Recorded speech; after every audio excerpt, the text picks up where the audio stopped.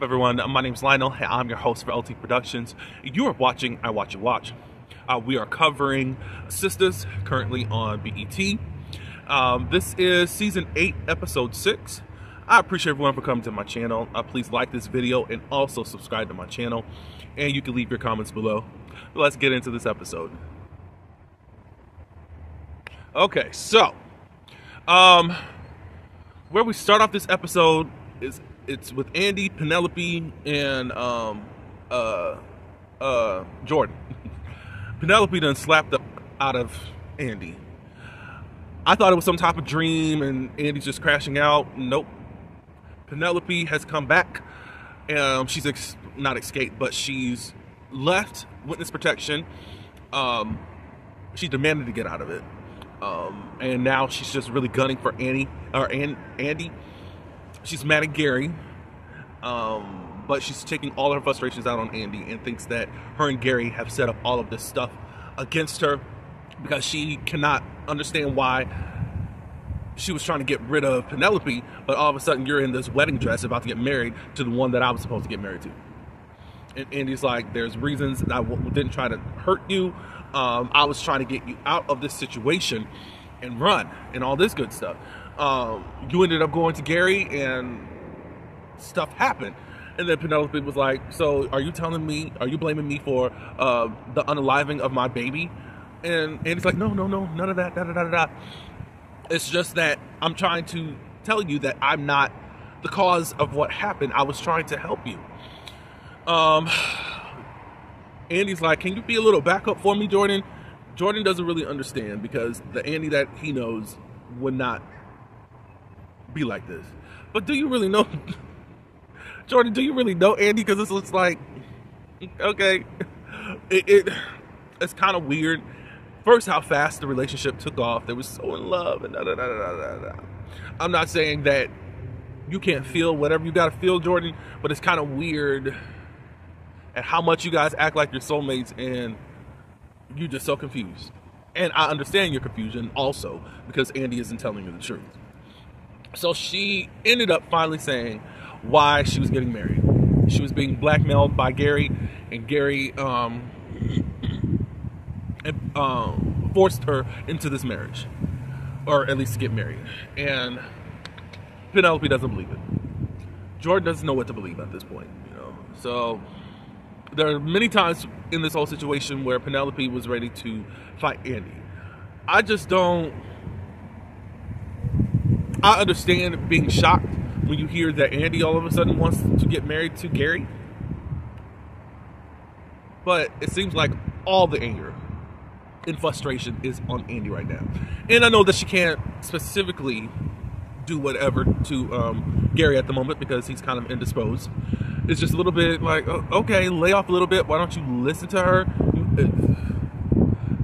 She also thinks that Andy made up the whole thing about when Gary was a teenager, the prom night with the other girl and all that good stuff, you know.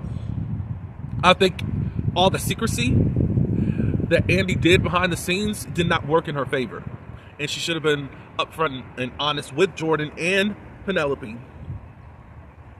You let whatever was going on with this investigation, now she's out of it. Like, everyone is turning against you and gunning for you. I think at this moment, because Penelope did say also that she's going to get her revenge, and it's already started. And Penelope's like, Andy's like, what are you talking about? Did you have anything to do with the night of Gary's stabbing? And Penelope was like, oh my God, And I think it's a good question, because at this point, it just seems like you're not thinking too logical, because how do we know when actually you found out about the wedding? That's a missing piece in this whole situation. So Penelope, you are probably the first one up as the #1 suspect, even though it's all falling back on Andy. I don't know if I feel for Penelope, but it's just like, okay, you didn't know this man either. Like, so you got in this situation, you got pregnant, you seen how this man was starting to act towards you outside of what Andy was saying to you, and all of a sudden, Andy's the problem. Quite crazy. And that's all that happened there. She tried to have a heart-to-heart with Jordan, but he really doesn't know. He's been kind of forced out of running for candidacy because there's a lot of, negative press against him, so he's a liability. So he's basically had to drop out of the race.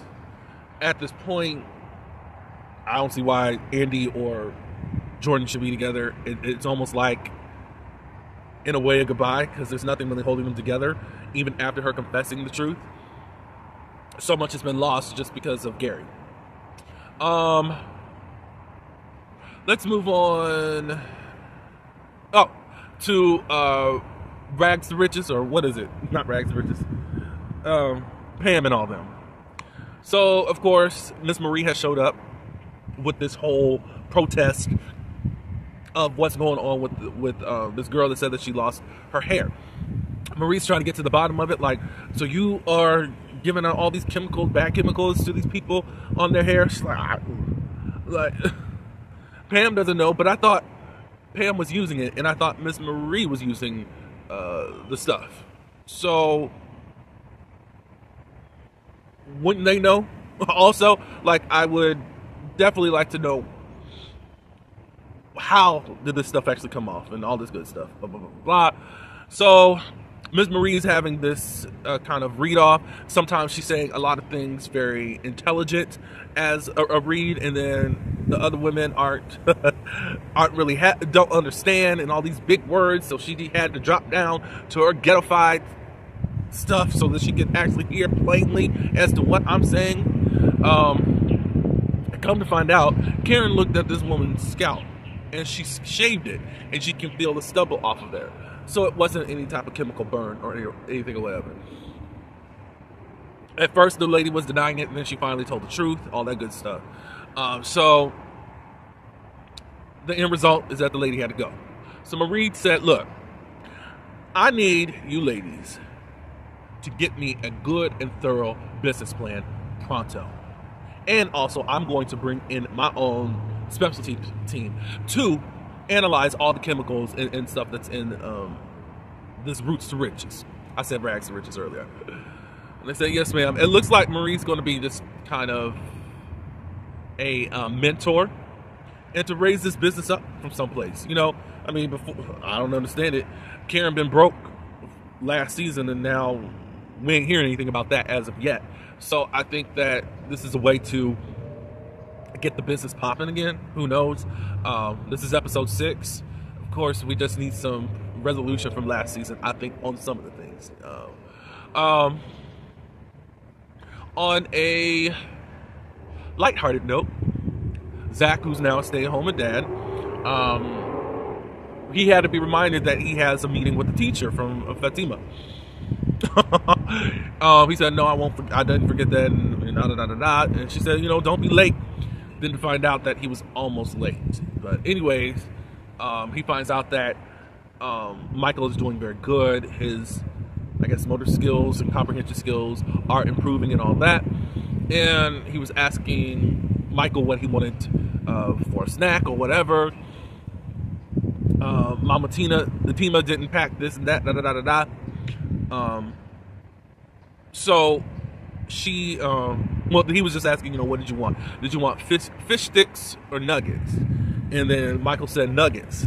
So it's the first time that Michael spoke out loud or had an audible sound. So thank God for that, you know. And I'm glad it was with a man, with his father, you know, because that's not something that's really normal. Because since the mom is more nurturing, you probably are more vulnerable, and it's more probable that it would happen with a woman or your mother or whatever outside of a dad. So I thought it was really cool to show that, and glad that they're having this experience, and I'm glad that there is improvement with Michael. Kind of makes me want to cry, because you see people that have a dysfunctions or whatever, and to see that there's growth after being taken out of traumatic situations. Michael has been through a lot, and just congratulations to Michael. We'll get back to what's going on into the law office. Let's get over to the four, which is Sabrina, Rich, Tony, and Danny. Rich and Tony, they show up at the restaurant that Sabrina and Danny are at. And right up front, there's an interrogation. Rich feels the type of way because when he wanted to go out, Sabrina said that she was busy. But we see you with Danny over here. And he feels like Sabrina does not make him a priority, or at least a high priority. But when you needed the sperm, I was a high priority. Well, no, not really, because you did not want to be a daddy. And then all of a sudden, when you found out that somebody else was going to be daddy, then you wanted to step up. And it felt more like, to me, even at the time, like you didn't want to lose your spot. And that's why you finally sobered up and said, you know, I'll be the daddy, da-da-da-da-da. And I just thought the conversation that they were having was very crazy. They talk about how close the sister circle is, and y'all sit around and gossip and then fix Andy's problems. And then Danny was like, look, you men gossip just as much as women, or even more. And that's true. Because anytime that Jordan, Rich, Tony get together, all they are gossiping. They don't have anything productive. I have not seen them help with what's his face race,